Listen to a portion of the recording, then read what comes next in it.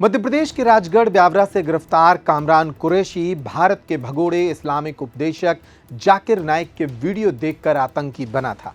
जाकिर के वीडियो देखकर ही उसकी ब्रेन वॉशिंग हुई। उसने कबूल किया कि वह गजबाए हिंद के लिए कट्टरपंथी विचारधारा को बढ़ावा देने वाले व्हाट्सएप ग्रुप के जरिए असरार दानिश के संपर्क में आया था।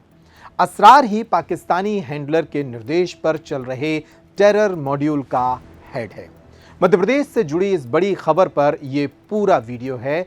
नमस्कार, मैं हूं अंकुर यादव और आप देख रहे हैं पेप्टिक टाइम। दिल्ली पुलिस के मुताबिक कामरान को दानिश ने पैसा देकर और सदस्य बनाने के लिए कहा था। कामरान और दानिश आतंक से जुड़ी ट्रेनिंग एक्टिविटी शुरू करने के लिए जमीन खरीदने की भी प्लानिंग कर रहे थे। कामरान उर्फ समर खान को दिल्ली पुलिस की स्पेशल सेल ने बुधवार को राजगढ़ के ब्यावरा से गिरफ्तार किया था। टीम ने पैन इंडिया टेरर मॉड्यूल का भंडाफोड़ करते हुए कामरान समेत 5 आतंकियों को गिरफ्तार किया है। ये त्योहारों से पहले किसी बड़े शहर में ब्लास्ट करने की योजना बना रहे थे। गिरफ्तार आतंकियों से पूछताछ जारी है। कामरान ने स्वीकार किया है कि व्हाट्सएप ग्रुप में तारिक मसूद, तारिक जमील और जाकिर नाइक जैसे कट्टरपंथी मौलवियों के वीडियो चरमपंथी विचारधारा को बढ़ावा देने के लिए शेयर किए गए थे। मुंह ढककर पुलिस घर में घुसी और कामरान को उठा ले गई।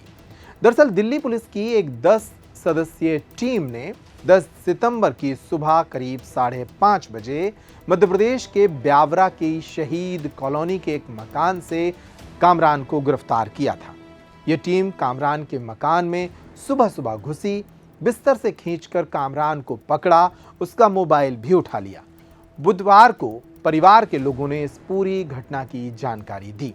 परिवार के मुताबिक वे कुछ समझ ही नहीं पाए कि उनके घर में क्या हुआ। कामरान के पिता अब्दुल रशीद ने कहा कि बेटा ज्यादा किसी से बात नहीं करता था, कभी मैकेनिक की दुकान पर हाथ बटाता था तो कभी शहर के एक वकील के यहाँ 4-5 हजार रुपए वेतन पर काम करता था। कुछ समय से जमात के संपर्क में आया था और इसी के बाद शायद उसका ब्रेन वॉश किया गया। लेकिन पिता को इस बात का संदेह है कि उसे फंसाया गया है। वो कहते हैं कि उनका बेटा 100 रुपए भी उनसे मांगता था। अगर वो किसी टेरर मॉड्यूल से जुड़ा होता तो उसके पास पैसा भी होता। अब्दुल रशीद ने कहा कि अगर उनके बेटे के द्वारा गलत काम किए जा रहे थे तो उसके पास पैसा क्यों नहीं था। वह कभी कभी कहता था कि 100 रुपए ही दे दो, क्योंकि समय पर उसकी तनख्वाह नहीं मिलती थी। बुधवार की सुबह करीब 5:30 बजे मुंह ढके कुछ लोग अचानक हमारे घर में आए। दरवाजे को लात मारकर खोला, मेरे बेटे को बिस्तर से खींचकर उठाया, उसका मोबाइल छीन लिया, मेरा भी मोबाइल ले लिया, लेकिन बाद में लौटा दिया। घर में रखी धार्मिक किताबें उठा लीं। जब हमने पूछा कि आप कौन हैं तो उसमें से एक ने कहा कि मैं मुसलमान हूँ, आपका बेटा आतंकियों से ऑनलाइन बातचीत करता है। उनके पिता ने कहा कि अगर उन्हें पता होता कि वो किसी ऑनलाइन स्कैम में फंसा हुआ है तो वे उसे रोकते टोकते।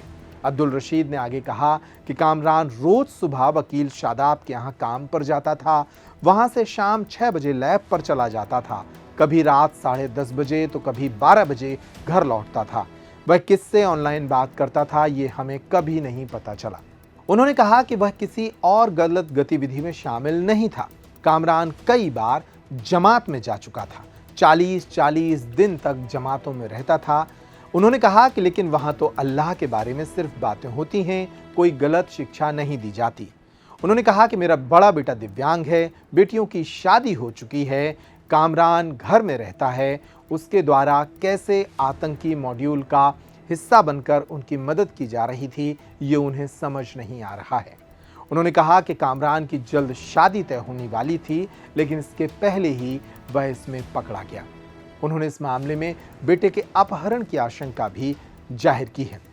उधर दिल्ली पुलिस ने इस मामले में मीडिया को जो बयान दिए हैं उसके मुताबिक कामरान जाकिर नाइक के वीडियो देखकर और एक आतंकी मॉड्यूल से जुड़कर भारत में किसी बड़े ब्लास्ट की योजना का एक हिस्सा था। इस मामले में और विस्तृत जांच जारी रहेगी। बहरहाल मध्य प्रदेश से जुड़ी इस बड़ी खबर पर इतना ही। पेप्टिक टाइम पर खबरों का सिलसिला लगातार जारी है। नमस्कार।